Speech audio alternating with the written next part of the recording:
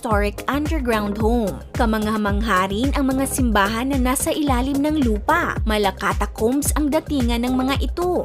Isa sa pinakadinarayo ay ang underground Serbian Orthodox Church. Nariyan din ang Kuberpedi Revival Fellowship at ang St. Peter and Paul Catholic Church. Isama mo pa rito ang isang underground library na naglalaman ng mga libro tungkol sa kasaysayan ng Kuberpedi.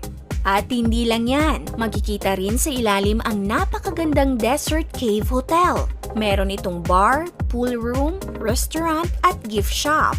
Ang mga turista ay maaaring magrenta ng kanilang room sa halagang $150 o humigit kumulang 7,000 pesos per night. Dito may kapayapaan dahil napakatahimik ng lugar. Ang ibabaw ng Kuberpedi naman ay mistulang lupa sa Mars dahil sa tuyo, mamula-mula at malalaking